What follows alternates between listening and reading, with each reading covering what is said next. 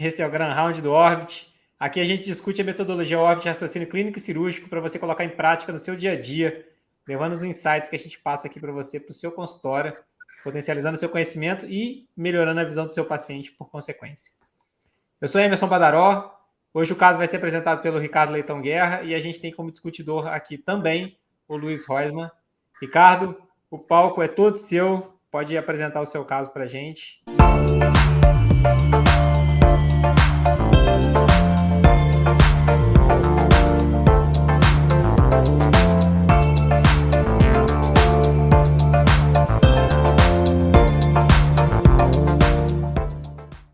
E vamos lá.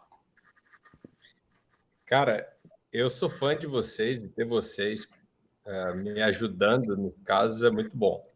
Então, eu vou trazer para vocês um caso que é relativamente corriqueiro no dia a dia da gente que cuida de retina, né? Uma retinopatia diabética. E quando a gente olha esse aspecto do fundo de olho, Rosma, é um fundo de olho que não tem nada muito característico, destoando, né? Então, eu estou trazendo aqui um olho para ilustrar os dois, era o mesmo aspecto dos dois olhos.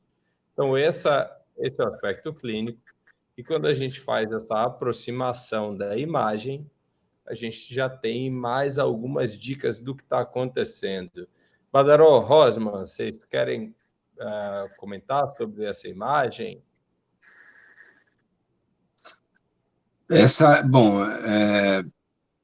uma imagem de um olho só, mas eu não sei se chegou. Qual é a idade do paciente? Ele tinha 50 e poucos. É um 50 paciente e com poucos, diabetes tá. de 20 anos, pouco controle.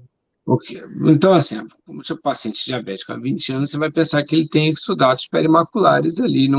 Não parece ter uma retinopatia diabética tão evidente, o que também não é uma grande surpresa. Tem paciente com edema de mácula ruim, sem retinopatia diabética, tem paciente com retinopatia diabética avançada e com a mácula seca. Então, uma coisa não impede a outra, mas tem alguns exudatos perimaculares, se bem que a fóvea, a região foveal e perifoveal, parece boa. É um olho 20/20, eu diria. E aí, Badaró? Eu acho que, além dessa questão da região macular que o Roisman está falando, a gente tem que... Eu concordo plenamente com o Roisman, né? A gente tem que separar duas doenças dentro da retinopatia diabética. Uma é a doença periférica, a doença neovascular, e a outra é a doença edema macular. São doenças que podem caminhar juntas ou elas podem ter gravidades completamente diferentes entre si. Um aspecto que eu acho que vale a pena a gente chamar aí, que eu acho que esse paciente, eles geralmente eles têm múltiplas comorbidades, principalmente associada à hipertensão arterial, mas nada gritante aí que chame a atenção. Só me chama a atenção um arqueado ali da camada de fibras nervosas na região temporal superior dele, mas essa retinopatia diabética, como o Rosa está falando ali, talvez algumas áreas de irma periférica, mas nada de tão significativo assim também mesmo não. Badaró tá andando muito com vespinha, vendo esses negócios de camada de fibra nervosa, essas coisas do pessoal do glaucoma, né? E a gente brinca que glaucoma é uma doença da retina, né? Porque camada de fibras nervosas faz parte da retina. Mas, pessoal, a mesma surpresa que eu tive, vocês vão ter agora. Porque esse paciente tem essas duas áreas de neovascularização. Então, a gente pega aqui um olho que aparentemente era ingênuo, né? Inocente, e esse olho ele tem retinopatia diabética proliferativa, que quando a gente começa a colocar no degrau, né? Sem retinopatia diabética não proliferativa muito leve, moderada, grave, muito grave. O paciente já começa aqui com esse aspecto de fundo de olho no 6º degrau, do que eu costumo dizer de uma forma mais didática e menos, enfim, mais simples para o paciente, que do 0 ao 10 ele já começa no 6º degrau. E com essa imagem aí, Rosman e Badaró, eu mostrando para vocês que existe uma neovascularização, isso não é contestado, é comprovado. E aí, o que é que a gente faz? Isso aí é uma coisa interessante, né? Porque existe uma retinopatia que eu acho que esse caso se encaixa, que é o que a gente chama de featureless, né? Que tem pouca, pouca alteração, pouca característica de uma retinopatia proliferativa. Porém, apesar de... Eu ainda estou tentando ver que não acho, mas eu vou acreditar que existe essa neovascularização. E tem mesmo, e acabou. O problema não é... Não, Acredite em mim. agora não tem nem o que falar. E olha que a geografia é bonita, né? Mas antes da gente chegar nesse ponto, existem duas coisas. Então, se a gente está pensando que o paciente tem retinopatia proliferativa, eu tenho que tratar porque ele tem retinopatia proliferativa, o tratamento vamos dizer, indicado principalmente quando é uma retinopatia proliferativa de alto risco, né? Então, essa seria uma retinopatia proliferativa de baixo risco. Então, se é de baixo risco, você está autorizado a não panfotocoagular. Ah, mas esse cara mora em Caruaru. Pô, para vir para cá é um inferno. Trata. Ah, não, é um paciente meu, ele vem a cada 6 meses, eu consigo ver, ele está fazendo dieta, parou de comer pudim, está dando uma volta na praia, todo dia andando 2, 3 quilômetros. Beleza, segue o jogo. Fala, meu amigo, vou aguentar um pouquinho aqui a mão no laser e vou te segurar sem tratamento, mas você me ajuda daqui que eu te ajudo daí. E aí, Badaró? É legal ver um carioca explicando como é que é a conduta, né? É o famoso toma lá da cá. Exatamente. Falou de pudim. Ela falou pudim. Toma lá da cá, você me ajuda daí que eu te ajudo daqui. O cara senta com diabetes, tá falando de pudim. Mas, ó, Mas brincadeiras à parte. mas o pior é que o Heisman tá certo, né? Não, é difícil quando ele não tá. Mas, assim, ó, brincadeiras à parte, o Rosman, ele tocou num ponto que, para mim, é fundamental, é entender o que é retinopatia diabética proliferativa de alto risco ou retinopatia diabética proliferativa, que ele não tem o baixo risco, não é, a gente chama assim, né? Mas não, eles não falam. Então, não é um caso que é uma retinopatia diabética de alto risco. É uma retinopatia diabética proliferativa, que tem todos os achados. Cara, essa imagem é uma bíblia da angioflúor no diabético. Tem tudo. Você quer ver um achado? Vamos lá, neovascularização. Vamos ver outro? Ó, mais neovascularização. Mais ainda, vários pontos de neovascularização. Aí agora, IRMA. Cara, IRMA é uma confusão na cabeça do residente do fellow. Acho que até o segundo ano do fellow o cara fica com aquela confusão que é uma IRMA. IRMA nada mais é do que uma tentativa dos capilares, né, da retina, da rede capilar, seja superficial, profunda, né, tentar se reorganizar. É uma reorganização daquele tecido vascular, né? Então a gente fala de IRMA, a gente fala de neovaso, e aí o principal que são as áreas isquêmicas. E aí a gente encontra esse paciente, e aí especificamente ele é o seguinte: esse paciente é um senhor magrinho, vai cortar uma cana, desempregado, que é marido de uma funcionária do amigo do meu pai. Então é aquele caso que chega tipo, poxa, você pode cuidar? Deixa eu examinar. E quando você examina, você fala, tá, vamos cuidar para o senhorzinho não perder o olho. Então, e aí? Nesse contexto todo, e mais uma coisa a Não, nesse acrescentar? contexto, queima a retina do cara. Tem nem dúvida. A Rosman, eu te R15, amo. a R15. Como é que queima essa retina, né? Vamos para o ETDRS, vamos separar as sessões, vamos pensar em descolamento de coroide, ou hoje a gente faz uma coisa diferente? Como é que você pensa isso? Aí assim, hoje em dia a gente não tem mais, o laser não é tão agressivo, o aparelho em si mesmo, como antigamente, que você fazia um laser mais agressivo, dava descolamento de coróide, as marcas coalesciam, né? O cara perdia todo o campo visual. Hoje em dia, com os aparelhos, é difícil isso acontecer, tem que ser meio barbeiro para fazer isso daí. Existe a opção de você, que não são aparelhos fáceis de achar, mas existe o multispot, que são aparelhos que fazem até 36 disparos numa pisada só, né? E nesses casos você consegue, ele já tem uma. O aparelho você obviamente decide o tamanho da marca, como qualquer aparelho, você decide a distância de uma marca para outra, e ele deixa isso tudo muito regular, de forma que você consegue aplicar lá toda a fotocoagulação, como eles falam lá nos Estados Unidos, em uma sentada, né, em uma sessão de laser. No Brasil é muito, muito difícil, os aparelhos são caros, normalmente difíceis de achar. E a gente tem um aparelho single spot, a grande maioria dos lugares. E aí no single spot, você torar a panfota inteira do cara, o cara tem que ser um herói ali, porque não é fácil de aguentar, né? É desconfortável, toma tempo, quer dizer, não é fácil não. Eu acho que no aparelho single spot eu nunca fiz e não tenho vontade de fazer uma fotocoagulação inteira. Mas, ao invés de fazer em 5 sessões, 4, 5 sessões, que é o que normalmente leva para fazer a foto de um olho, dá para fazer em 3, forçando um pouquinho a barra. Então, o que eu falei é isso. Falei, meu amigo, você pelo menos tem que voltar lá de Quixamã do Sul, pelo menos mais 2 vezes. E a gente termina, quer dizer, 2 vezes por olho, por olho. Você mostrou os dois olhos esquerdos aí.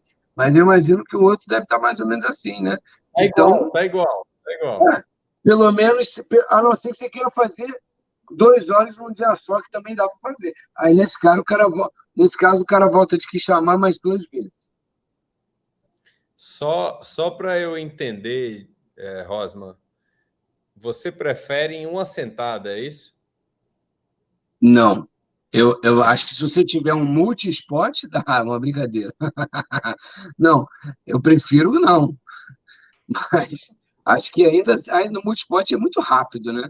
Você faz esse um terço que você faz com o single spot, você faz com o multi-spot Ô, em pessoal, menos tempo. É ô, muito pessoal, fácil. me permitam essa brincadeira, porque é importante a gente parar aqui nesse momento e explicar para todos vocês que existe a indicação absoluta ou clássica, né, com base naquele estudo. Existe a indicação relativa com base no ser humano, que Rosman falou que veio de Quixabã, né, sei lá qual foi a cidade, o município que ele inventou aí. E quando a gente pensa, né, enfim, nesse contexto como um todo, né, se vai fazer a panfota inteira num dia ou no outro, né, com single spot, multi-spot, isso precisa estar pensado, não só no que o estudo pivotal vai dizer para a gente que é melhor. Então, o que é que eu penso nesse caso, Rosman? A gente precisa fazer o tratamento com laser. Acho que eu, você e Badaró concordamos nisso. Nesse caso, é um caso de retinopatia diabética proliferativa bilateral, um paciente magrinho, difícil de acesso, com um componente social, enfim, bem forte, e que, tratando esse paciente, a gente vai conseguir melhorar ou estabilizar esse olho como um todo, né? E não só pensando em frear, quer dizer, pensando principalmente, primeiramente, em frear a doença proliferativa, mas você diminui a expressão de VEGF e dos outros fatores inflamatórios, né? Então, eu acho que é por aí que a gente vem discutindo. Badaró, discorda de alguma coisa? Eu ainda não estou muito satisfeito com a questão da mácula dele, sabe? Eu acho que seria uma coisa importante para a gente avaliar antes de sentar e fazer uma panfoto de uma vez só. Eu gostaria de ver como é que está o status da mácula dele, porque pode ser que Peraí, antes de sentar, você queria ver o quê? eu acho que valeria a pena fazer uma avaliação macular. Ô, Badaró, eu concordo com você, cara. Esse paciente, ele chegou para a gente ele tinha um edema macular. Eu não tenho o OCT separado aqui, mas ele tinha um edema macular que não acometia o centro, tá? E aí, pessoal, edema macular que não acomete o centro, um paciente com boa visão, não tinha indicação de terapia nem com antiangiogênico, nem com corticosteroide. O outro olho dele, o olho direito, não tinha edema macular, enfim, não tinha edema macular. E esse é o aspecto numa panfotocoagulação realizada em um dia. Quem fez esse tratamento foi a doutora Lana Martins Menezes, minha ex-fellow, que cuidou dele durante bastante tempo, e aqui 7 dias após as marcas bem realçadas, 21 dias. E o que é que eu chamo a atenção aqui? Ó? Olha como os exudatos começam a ficar mais visíveis. Quando você começa a ter a absorção do edema e você tem os exudatos, né, o exudato primeiro ele fica nítido, depois ele some. Enquanto ele está borrado, ainda tem um edema junto. E esse é o aspecto aqui, né, de 21 dias após a panfoto, sem nenhum tratamento adjuvante, não teve antiangiogênico, não teve corticosteroide. E esse é o aspecto 7 meses depois. Já não tinha mais exudato. A neovascularização nessa região, ela ainda aparece um pouco, né? Aquele neovaso persistente. E o paciente melhorou visão, melhorou tudo, estava feliz e a gente também ficou feliz. Badaró Rosman, comentários. Lindo demais. Queria ter um aparelho desse que facilita muito o trabalho e você consegue fazer com segurança um caso desse numa... Agora, é dificuldade de vir de que chamar ele não tem, porque ele veio para fazer foto com 7 dias, foto com 20 dias, foto com... Então, assim, o cara conseguiu voltar. Mas, de qualquer forma, você conseguiu fazer o tratamento numa sessão só, que é uma coisa maravilhosa. O Renato Magalhães, amigo nosso lá de São Paulo, eu me lembro que ele fez um protocolo de paciente com proliferativa, mas é aquelas proliferativa ruim, né? Com um monte de aquelas árvores de neovaso. E assim como o antiangiogênico, quando você faz, você tem uma contração rápida desse tecido fibrovascular que pode levar ao ou piorar um descolamento tracional existente, a mesmo raciocínio existe para a panfoto numa sessão só. Então, se tiver uma neovascularização, algum ponto de tração, qualquer coisa que o valha, isso pode piorar com esse tratamento. Então, tem que tomar cuidado, esse é um caso perfeito, né? Um neovasinho aqui, um neovasinho ali, com uma retina com um aspecto muito bom, é um caso muito bom para você fazer esse tratamento de uma sessão só. Ô, Rosman, eu cheguei para o Du Novaes e mostrei esse caso. Eu tive uma oportunidade, né? Ele me convidou para ir para a casa dele e eu tive o café da manhã com o especialista, né? Eu peguei todos os casos que eu tinha dúvida e chamei ele para conversar. Mas, enfim, eu mostrei esse caso para ele, né? Dentre outros. E uma pergunta que ele me fez foi essa. Ele falou, cara, você não tem medo de contrair? Né? Aí eu respondi para ele da seguinte forma. Eu falei, Du, eu trato o paciente de panfoto em uma sentada, entenda lá ele, né, em uma sessão, da mesma forma que eu trato um paciente que eu considero um antiangiogênico. Então, se eu penso que um antiangiogênico pode contrair membrana e lesar a retina e levar a uma complicação maior do que um benefício, eu penso igual para o paciente que eu vou fazer uma panfoto em uma sessão, tá? Então, esse caso eu acho que vai contrair, né? Não, vamos fazer periferia, depois a gente vai encurtando. Então, é mais ou menos por aí a minha linha de raciocínio, Rosman, e deixando explícito aqui que isso é uma opinião pessoal frente à experiência, a minha experiência pessoal e o meu conhecimento técnico, que se configura como o menor índice de evidência, né? A menor confiabilidade de evidência. Então, é só uma coisa que eu penso, que eu acho, e que eu preciso compartilhar com vocês, deixando claro esse viés. Não, mas eu acho que o raciocínio é esse mesmo, né? Então, se você é um olho que você teria medo de fazer antiangiogênico, não faça essa foto inteira de uma vez só. Eu acho que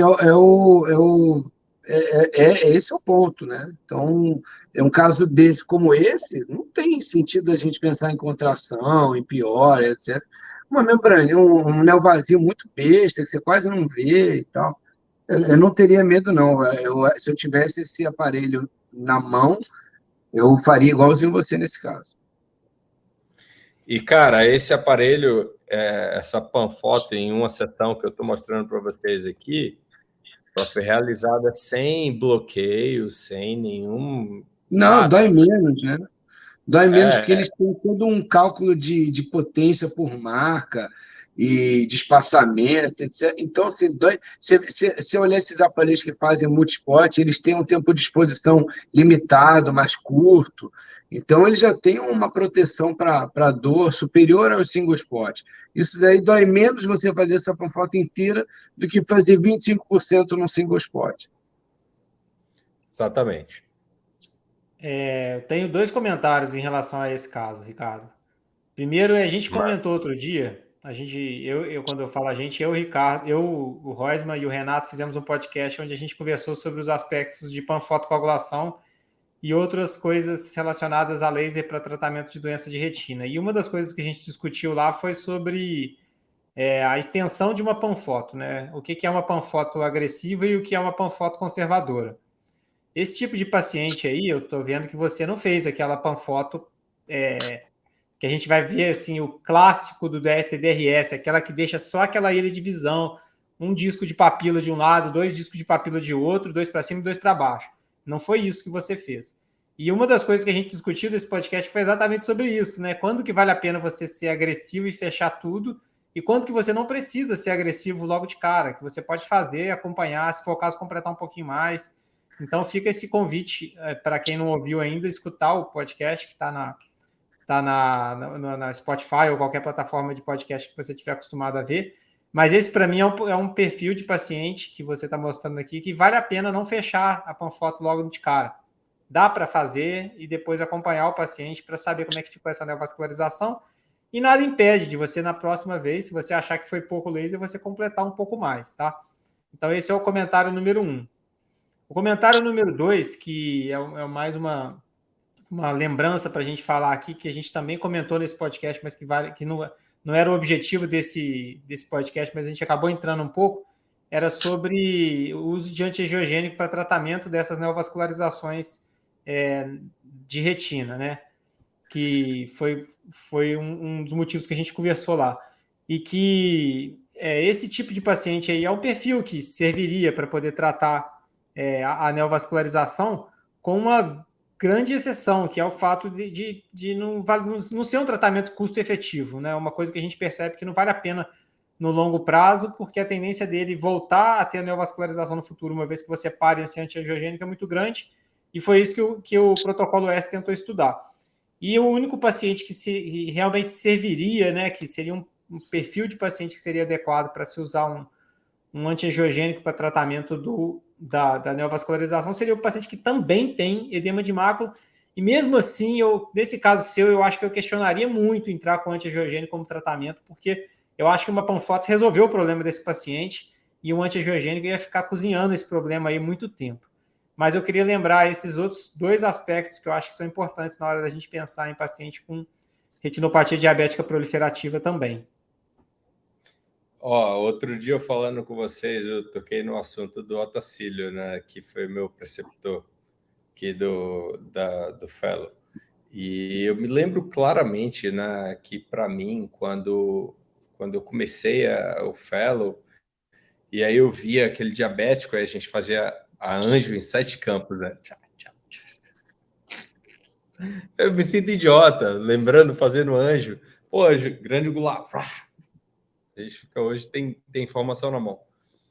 E eu lembro do Otacílio, eu olhando e falando assim, só tem isquemia, que ele falou, não, tem neovaso, panfoto, e a panfoto segue esse protocolo.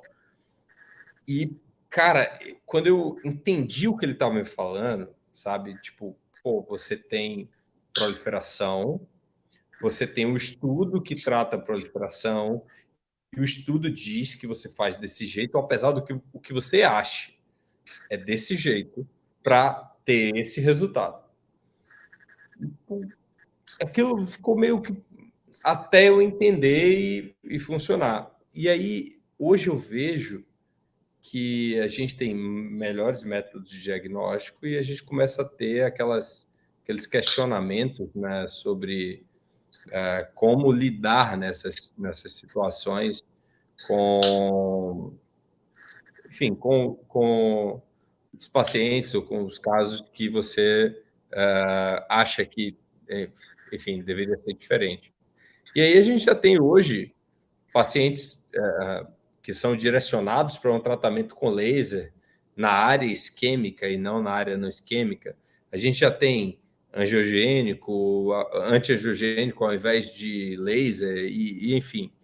Então, o que eu penso sobre o que a gente apresentou e está discutindo é que a gente tem muita informação, a gente ainda vai ter mais, a gente tem pacientes que precisam desse direcionamento e desse cuidado. Laser, como o Renato sabe mais que a gente, né? Pô, que bom que ele contribuiu no podcast, e seria muito legal se ele pudesse participar de uma sessão com a gente também para falar sobre isso. Laser, ele ainda tem sua aplicação, aliás, ele nunca vai deixar de ter, na minha opinião pessoal, a sua aplicação, e a gente tem que continuar identificando os biomarcadores, fatores prognósticos, para ser mais assertivo, para cuidar melhor das pessoas, para a gente poder estar aqui falando e, enfim, no futuro ter mais pessoas enxergando e todo mundo está mais feliz. Não, é assim, eu entendo também o que o professor Tacílio falou, porque eu acho que não tem problema nenhum você tratar as áreas isquêmicas e preservar as áreas não isquêmicas. O problema é que você tem que ter esse controle na sua mão. Esse controle na sua mão, até ontem, era feito com a geografia. Então, você teria que ficar repetindo a geografia de tempo em tempo para perceber se todas as áreas isquêmicas estão realmente bem tratadas. Hoje em dia, você tem uma outra opção, que é ter um anjo-CT de grande angular, que você consegue chegar ali até quase a meia periferia e fazer essa correlação da área do laser, da área tratada, versus a área isquêmica não tratada. E aí, realmente, é uma coisa muito mais fácil do que você ficar fazendo geografia anual no paciente diabético, né? Uma coisa que hoje em dia não tem muito mais sentido. Mas faça dessa forma se você tiver essa consciência que você está tratando a área isquêmica. Infelizmente, não é o que a gente vê. O que a gente vê na prática é uma panfotocoagulação incompleta, mal feita, e que o cara, o paciente, infelizmente, fica aí rodando como se tivesse tratado, né? E aí é um problema. E aí é um problema porque o cara continua progredindo, continua piorando. Você vê esse daí tem um neovazinho. Esse cara, com essa retinopatia, com essa fotocoagulação, ainda ficou um neovazinho respirando ali, né? Para você ver como não é. A coisa não pode ser. Tá tratado, tchau, um abraço, volta em 2030, né? A coisa tem que ser. Você tem que estar junto com esse tipo de paciente. É um paciente que é complicado de base, né? Então, você falou do Otacílio, só para deixar claro aqui, naquele momento que eu estava citando, eu fui a pessoa empolgada e pensando no racional teórico, e ele foi quem falou para mim. Ele falou: olha, a gente não faz o que a gente está pensando. O estudo diz isso, a gente faz isso. O estudo fala que é para tratar toda a retina, a gente trata toda a retina. E eu que fiquei naquele questionamento até entender o quão rico era o que ele estava me passando naquele momento. Que muitas vezes, cara, a pessoa que está aprendendo, ela está com tanta ânsia e com pensamentos, a cabeça fervendo, que ela não consegue entender que ela precisa parar e entender por que isso, não é? Ah, mas eu acho. Não, não existe eu acho. Não existe eu acho na saúde da minha mãe, da sua mãe, dos nossos familiares. É medicina baseada em evidência e é o que o Orbit preconiza e é o que a gente está aqui discutindo, esmiuçando para tornar todos mais assertivos. Então, só deixando claro, porque eu percebi que o seu, ou eu entendi o seu comentário sobre o que eu falei do Otacílio, ele foi uma pessoa que foi extremamente incisivo em seguir o que a gente tem de evidência.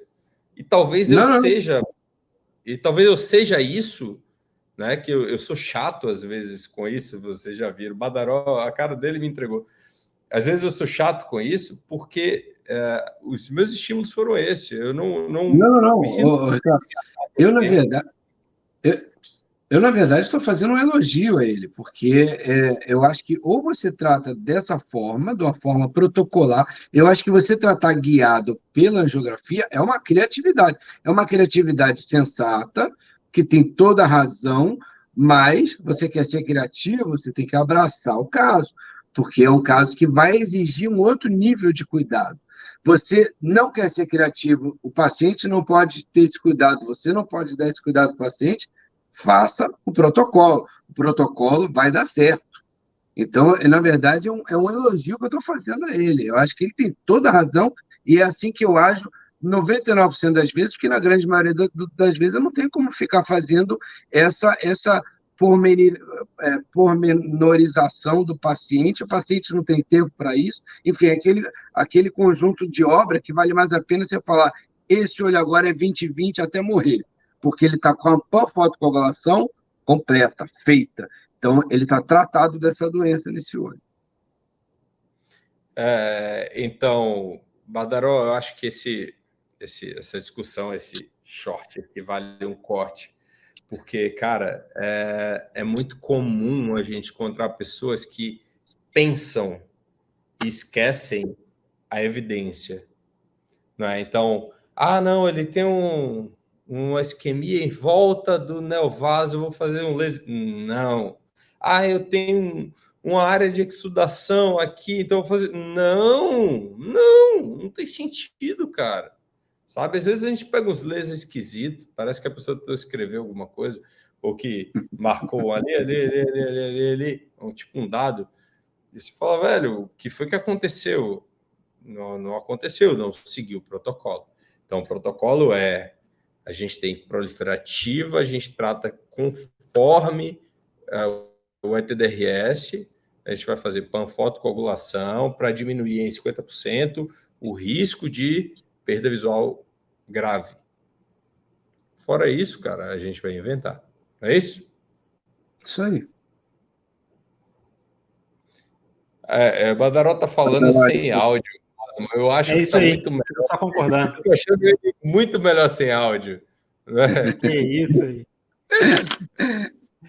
Mas é isso, gente. Na hora que vocês estiverem lá na clínica de vocês, assistindo pegando seus pacientes, lembrando dessas retinopatias que nem proliferativas dos diabéticos aí, que nem sempre são tão evidentes. Você vai lembrar na hora que a gente falar qual que era o paciente que tinha maior risco de tração, qual que era que não tinha risco de tração, quanto que dá para usar uma panfoto em uma sessão só, quanto que não dá, quais são as vantagens, e essa correlação entre quando dá para usar panfoto e quando dá para usar o antiangiogênico também, que é muito parecido. Você vai lembrar lá do Ricardo na sua orelha, você vai lembrar do Roisman lá falando com você também. Então é isso, o caso de hoje é um caso que chama bastante atenção para a gente ter cuidado com essas coisas. Pode falar. Deixa eu dar uma dica. A gente adora dica, né? Quando você estiver numa situação que você tem dúvida, pense assim, como eu queria que fizesse com meus pais. Acho que essa dica é fundamental. Como eu queria que fizesse com minha mãe nessa situação, com meu pai nessa situação. E aí você vai encontrar a forma, se você não tem um conhecimento técnico, você vai, enfim, pedir um espaço lá para isso, mas você vai encontrar a forma mais ética ou moral para cuidar do seu paciente. Então, acho que se eu posso dar uma dica, é isso. Muito bem. A gente se vê no próximo Grand Round, pessoal. Obrigado. Até a próxima.